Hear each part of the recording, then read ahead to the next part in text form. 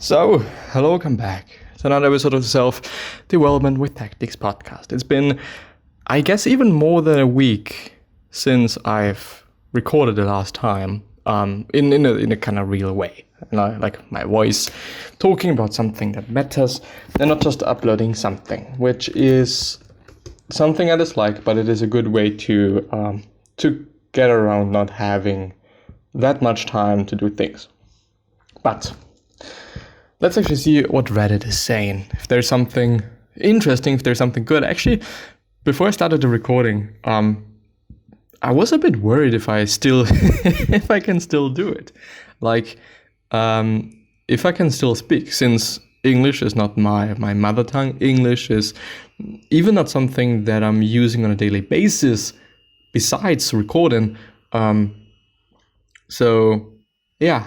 It's very great to be back. I really love it, and I have seen something, and I have noticed something that I really then have enjoyed, but which is, and maybe this is some sort of a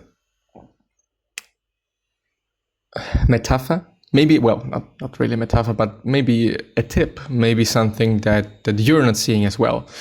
I have for quite some time now been thinking of stopping the podcast, just not doing it anymore because I'm not seeing the quote unquote results. I'm not seeing the things that I would like to see. I'm not seeing like the progress that I'd like to see and so on and so forth. Because I always thought what I'm doing is wrong. What I'm doing is not what I should be doing. I should be doing some quote unquote original content. But then my girlfriend said, well, you're doing, well, she didn't say it in this way, but the point is I am doing commentary. A lot of people are doing commentary, and commentary at this point in time is actually extremely fucking popular. A lot of people just watch people reacting to something. It is another layer, and I have seen before that, yes, it is another layer. Well, I'm going through a book summary and I'm talking about it and I'm reading it. Because of, several reasons. Having an audiobook of such summaries is fucking amazing. I would love to have that. But on the other hand, since, I went through so many book summaries at this time, or at this point in time, I have seen some things, I've read some things multiple times, in different books even. So it adds another layer of information. This can be applied to everyone. Everyone can do so. Everyone can give another layer of information, which is great. And so I came to the conclusion that what I'm doing is not wrong. What I'm doing is actually right. Of course, when I started everything, I thought about something. I had some ideas, I had some plans, and I've kind of built a basis, but sometimes we get lost. Sometimes we do not see the things in the way we used to, which on one hand can be extremely great, because sometimes we're just living in a certain bubble and we just do not see things that we should be seeing and that we should also be doing and maybe also shouldn't be doing. So it is great to have these experiences, and it is also great and also important to think about it. Like, is what I'm doing wrong? Is what I'm doing right? Could I do better? Could I do worse? And so on and so forth, like, questioning what you're doing, questioning what you're saying, questioning what life is giving you, what you're doing in life, what you're doing with your life, it is very important. So this is a bit of a preface for this episode. Which, by the way, it also made me feel better about me and what I'm doing and what I'm publishing. Because sometimes I thought, well, I do not really want to show it to people because it is not maybe like something not to be proud of, quote unquote, very fucking quote unquote. Because it is still work, and it still can give something to somebody, which is, which was one of my initial thoughts. One, by the way, was money, which went away very fucking quickly after me noticing like, there is not that much money in the game. But you can give something to people. You can provide something to people they really need. Of course, if you're not seeing the progress, maybe it isn't something they need, which, may also be the case for me. Like maybe people do not need commentary or fucking book summaries. But I like doing so because I also like learning those things. I also like seeing those things. And up to this point, it really helped me. I am not the biggest fan of books. I wouldn't put them on a pedestal. I don't think that they are necessary. But book summaries, and they are free and you have access to them, well, why not? Why shouldn't you be consuming them? Why shouldn't you be indulging them? I, 22 female, so let's actually start, have a habit of taking revenge on the boyfriend's 23 male when hurt by him. Need tips on how to slow anger in the moment. Waiting is, well, very easily said, but it is pretty difficult. But waiting. Meditation can be a useful way to engage that waiting. Noticing your emotions coming up. Of course, when it is something that really fucking bothers you, first of all, you should be saying something. And second of all, it is not that easy to just stay still and not do anything. On the other hand, sometimes it is easy to just stay still and not saying, not doing, not moving your pinky. This can sometimes lead to, and I've seen that before, and I've experienced that before, people being like, what is wrong? Like, why I'm not saying anything? You could reply, well, I don't want to be angry. I don't want to burst out. I don't want to just do something that I'm a regret afterwards. I've also seen backlash on saying that. So it is very difficult. Sometimes in some situations, it seems like there is no right thing to do for everyone. For you, it may just totally be something. Therefore, it is also very difficult to say, well, do this, do that, and do the other thing, because every situation is different, all the people are different, and also their reactions are different. So in the end, it actually makes sense to do what makes most sense for you and what is best for you. Like focusing on that. It is difficult. Life is difficult, but life is also very beautiful. How to stop yourself from crying when someone else does. I'm a highly emotional person. When someone cries, I often cry too, as long as I have a sense of why they are doing so. It doesn't matter if it is from happiness or sadness. It could be someone close to me or someone on TV. It is something that I really have trouble dealing with and feel that it makes me weak. Does it really make you weak? I think it makes you very empathetic, which is great, really great. People like people, they understand them, and people that listen to them, people that give a fuck about them. It is very important, and it is very useful. There are, people like this, period.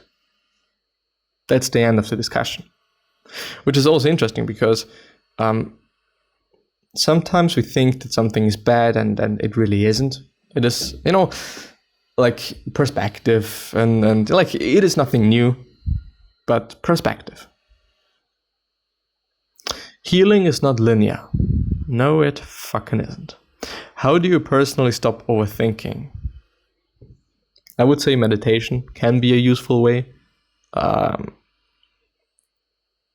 And also, sometimes it also makes sense to optimize other things. Like, are you doing sports? Are you moving enough? Are you eating healthy enough? Are you getting all your vitamins? Are you just drinking enough? Sometimes it's also on a hormonal basis. Maybe checking this before, I don't know, also going into therapy, just talking to people that really know that shit. It makes sense. When I don't know, fucking break my leg, I'm not going to fix it myself. I can't do this. Can I learn it? Well, theoretically, yes, I could. Is it smart? Not really. Am I going to have enough just training to do so? Well, probably not really. I'm hopefully not going to break my leg so many times that at one point I can do it myself. I really hope not, and I really hope for no one to be in this position. There is some Ukrainian conflict type of post. I'm going to skip that. Should we teach Stoicism in public schools?